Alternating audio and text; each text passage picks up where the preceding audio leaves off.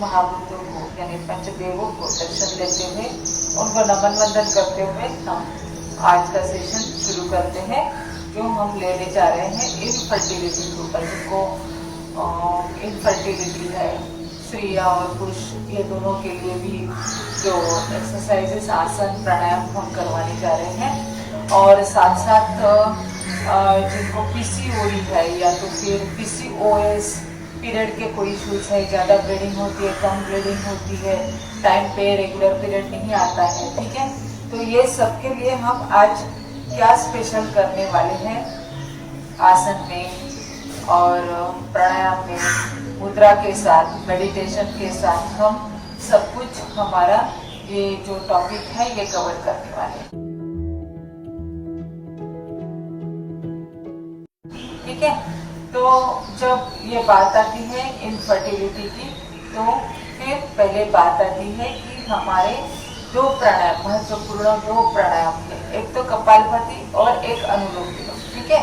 तो चलो कपालभाति हम शुरू करते हैं, साथ छोड़ देंगे और फिर शुरू करते हैं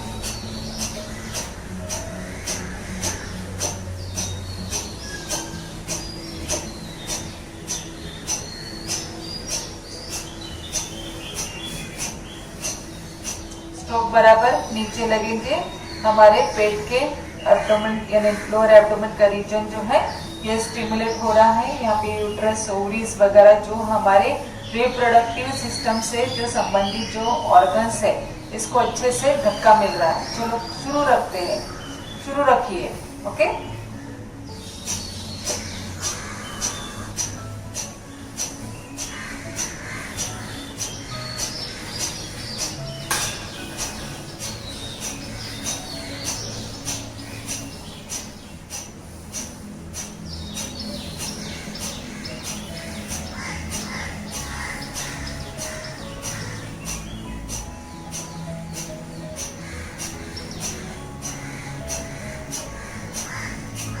करते रहना है कपालभाति। कपालभाति से हमारे पेट के ऊपर के फैट्स भी कम होते हैं और जो इनफर्टिलिटी के लिए जो रीज़न है, जैसे कि फैट को अगर ज़्यादा हो गया, फैट ज़्यादा हो गया तो इनफर्टिलिटी होता है। हार्मोनल इम्बैलेंस के कारण इनफर्टिलिटी होता है। किसी का ओवम अच्छे से नहीं बनता है तो इनफर्टिलिटी होता है। किसी के स्पर्म्स में काउंट कम होते हैं तो इनफर्टिलिटी होता है, ठीक है। करते रहिए, आप करते रहिए और सुनते रहिए, करते रहिए।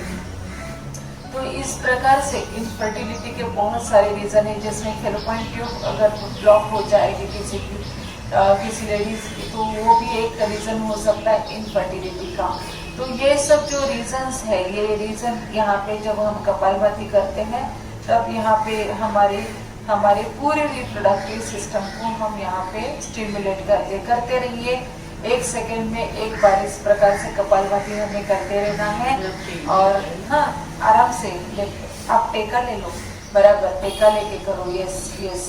हाँ, अगर कमर में दर्द है तो कुछ टेका लेके कीजिए, लेकिन इसको बराबर तरीके से करेंगे तो आपका जो है रिप्रोडक्टिव सिस्टम एकदम स्टिमुलेट हो जाएगा, एकदम एक्टिव हो जाएगा और एकदम बढ़िया रहेगा, ठीक है। तो इस प्रकार से हम कपालभाति जो है इसमें हमें जो है स्ट्रोक्स देते रहना है और फिर हमारे जो लोअर एब्डोमेन को हम इस प्रकार से स्टिमुलेट करते हैं। हमारी ओवरीज है, यूट्रस है, फेलोपियन ट्यूब्स है, ये पूरा जो एरिया है स्टिमुलेट होता है। और भाइयों का जो है टेस्टिस और प्रोस्टेट वगैरह जो रिप्रोडक्टिव सिस्टम से कनेक्टेड ऑर्गन्स हैं, उसमें भी अच्छा खासा स्टिमुलेशन कपालभाति से आता है, ठीक है। चलो सांस छोड़ दीजिए और पूरी गहरी लंबी सांस करते हुए धीरे धीरे छोड़ देंगे हम। ये पेट के घेरे को भी कम करता है, तो पेट का घेरा यानी फैट भी एक रीजन होता है इनफर्टिलिटी या पीरियड के इश्यूज के लिए, तो ये भी कम करने के लिए कपालभाति बहुत काम करता है, ठीक है। तो ये हो गया हमारा कपालभाति का ये जो स्ट्रोक्स हमने दिए हैं कपालभाति के लिए। अभी हम करते हैं हमारे अनुलोम विलोम प्राणायाम। अनुलोम विलोम प्राणायाम जो है हमारे शरीर के अंदर के हार्मोन्स को बैलेंस करता है, साथ ही साथ हमारे जो चंद्र नाड़ी और सूर्य नाड़ी इसको भी बैलेंस करेगा, ठीक है। तो अनुलोम विलोम प्राणायाम से क्या होता है कि हमारे बॉडी का अंदर का टेम्परेचर भी बैलेंस हो जाता है। कभी कभी क्या होता है, एक रीजन ये भी रहता है कि बॉडी में हीट है, तो जो वह जो रहता है वो भी हीट के कारण बराबर उसका डेवलपमेंट नहीं होता है, या जो स्पर्म्स अंदर एंटर करेंगे तो वो भी मर जाते हैं। तो इस प्रकार से हीट बॉडी में रहेगी तभी भी हमें ये इशू आ सकता है।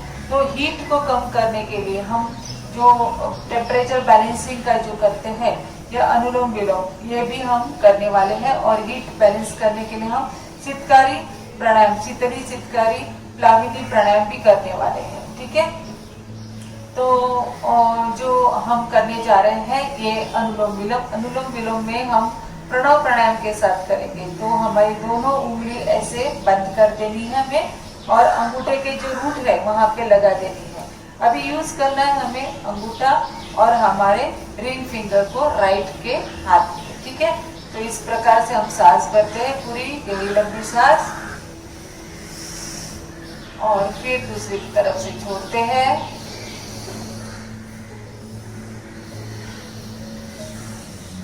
अनुलोम विलोम को प्राणायाम का राजा भी कहा गया है।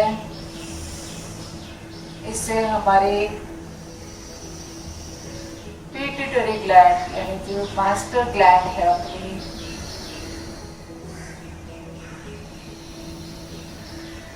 ये भी स्टिमुलेट होती है। ब्रेन के अंदर थैलेमस और हाइपोथैलेमस,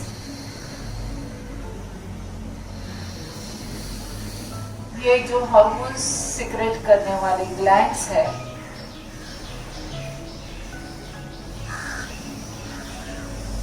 ये ग्लैंड्स अच्छी तरह से स्टिमुलेट होती है अपने अनुलोम विलोम से।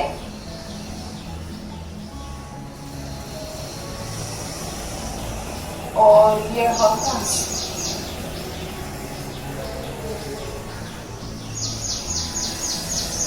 यूट्रस ओवरीज को स्टिमुलेट करती है, उनके सिक्रेशन को ठीक रखती है।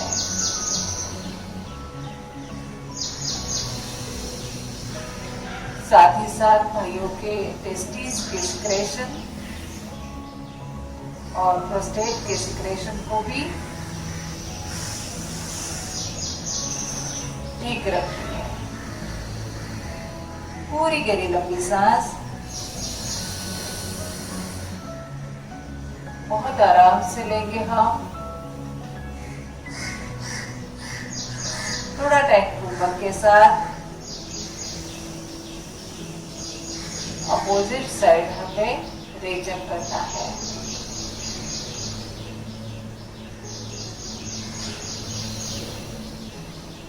इस प्रकार का सिलसिला हमें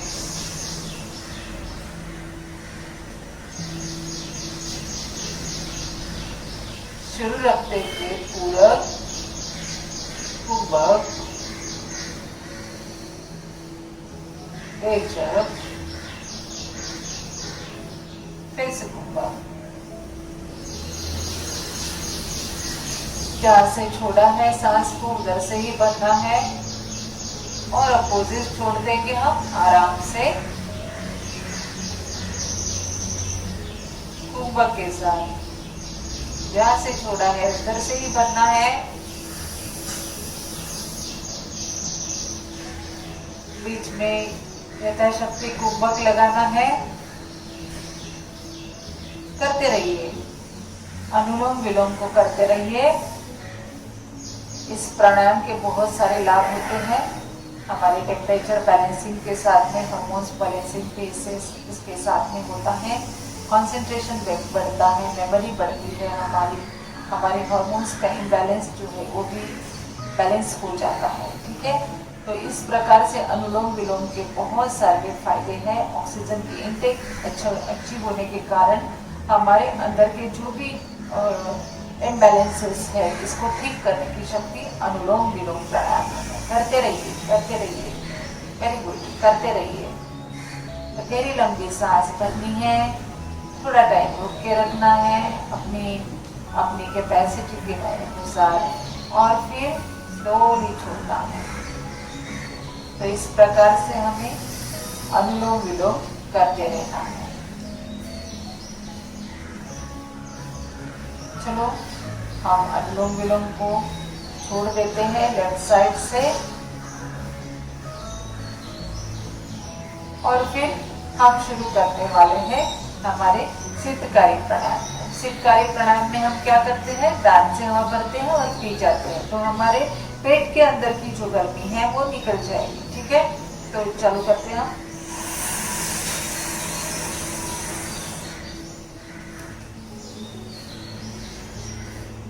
सांस को भरना है, गहरी लंबी सांस, दांतों के थ्रू लेना है हमें और पी जाना है सांस को।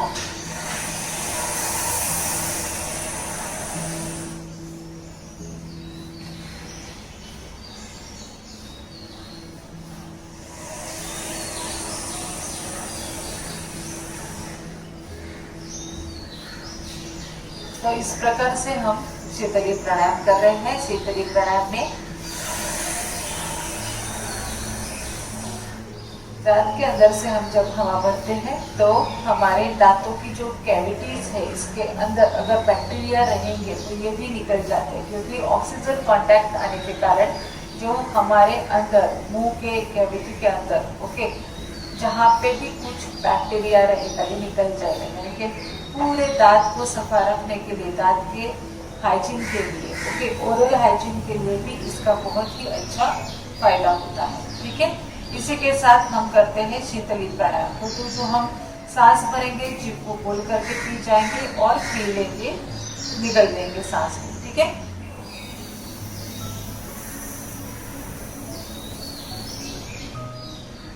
अगर इसको फोल्ड नहीं होता है तो फिर ऐसे कीजिए आप। हाँ, अगर जीभ फोल्ड नहीं होती है तो होठों को गोल करके आप ले सकते हैं सांस को।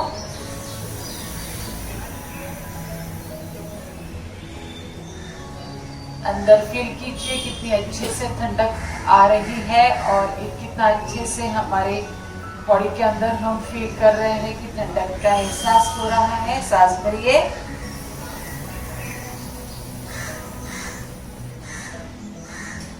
और निकल जाइए।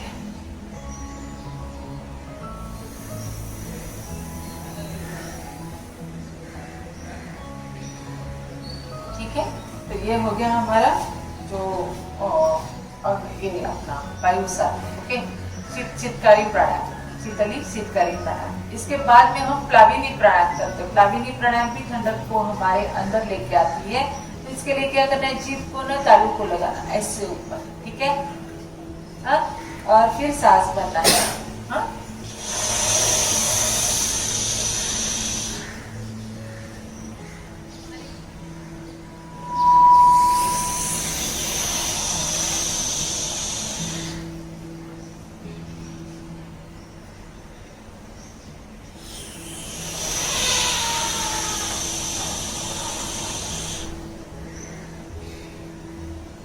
ठीक है, तो इस प्रकार से हमने प्लाविनी प्राणायाम भी कर लिया। और एक प्राणायाम इम्पोर्टेंट है, वो है चंद्रभेदन प्राणायाम। चंद्रभेदन प्राणायाम में भी हम शरीर में जो है वो ठंडक लेके आते हैं। तो उसमें क्या करना है, हमें हमारे राइट नोस्ट्रिल को बंद करना है, लेफ्ट से भरेंगे सांस और राइट को छोड़ेंगे। इसी को रिपीट करेंगे, लेफ्ट से भरेंगे, राइट को छोड़ेंगे, लेफ्ट से भरना और राइट को छोड़ना, बस इसी को रिपीटेशन है। तो हम ज्ञान मुद्रा में बैठ जाएंगे लेफ्ट हैंड से और राइट का जो हाथ है इसको यूज करते हुए हमें राइट नोस्ट्रिल बंद करना है। लेफ्ट से भरेंगे सांस, हम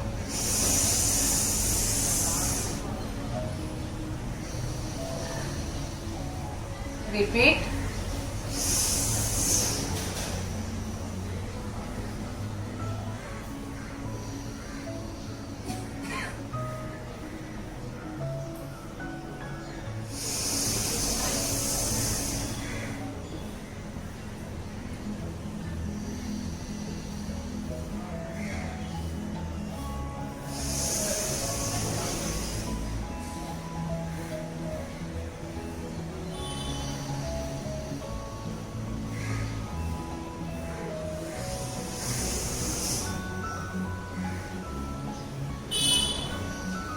तो इस प्रकार से हमने जो ये हमने किया है चंद्रभेदन प्राणायाम, सिर्फ लेफ्ट से भरना और राइट को छोड़ना।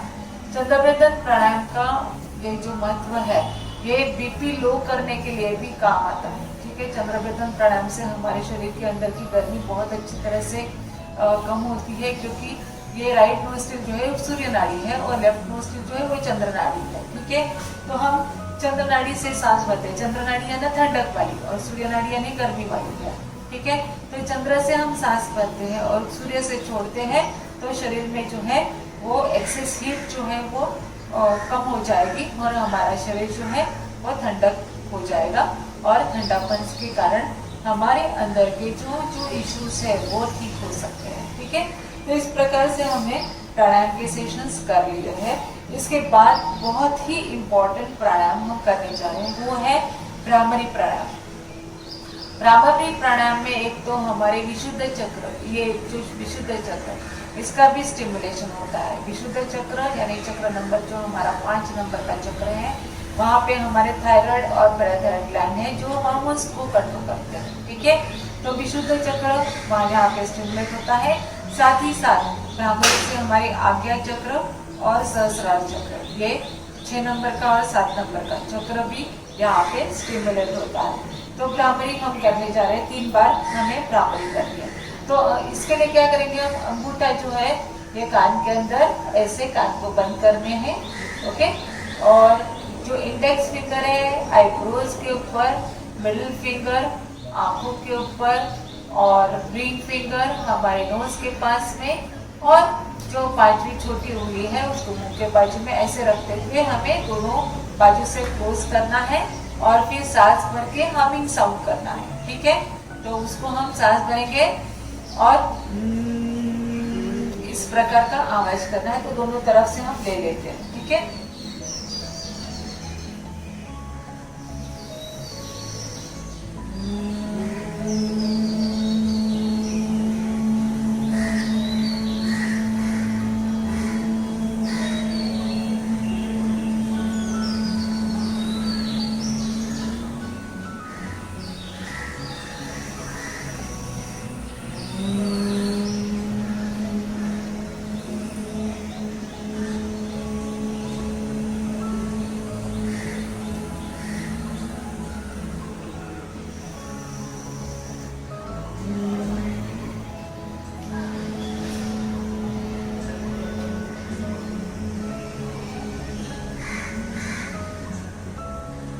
इस प्रकार से हमने भ्रामरी प्राणायाम यहाँ पे कर दिया है। ठीक है, और फिर यहाँ पे प्राणायाम के बाद हम थोड़ा सा पैरों का रिलैक्सेशन कर लेते हैं, ताकि हमारे पैर जो है वो बहुत टाइम से, काफ़ी टाइम से बैठ गए हैं हम, तो इसको थोड़ा रिलैक्स कर लेते हैं। आगे पीछे कर लेंगे, सूक्ष्म व्यायाम पैर के और बाहर अंदर।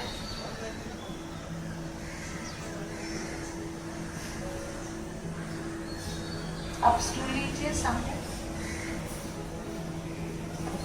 और फिर गोल घुमाना है।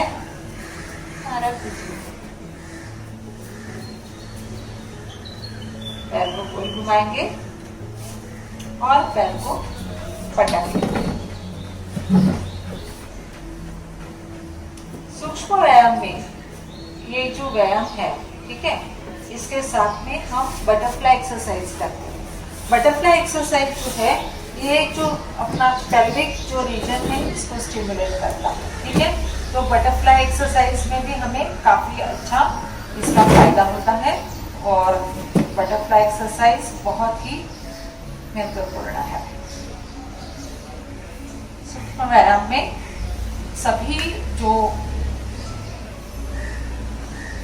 गर्दन के एक्सरसाइजेस हैं वो भी काफ़ी इम्पोर्टेंट है, क्योंकि हमें अगर ये चक्र यानी विशुद्ध चक्र को ठीक रखना है तो गर्दन के सभी व्यायाम भी हमें करने जरूरी है।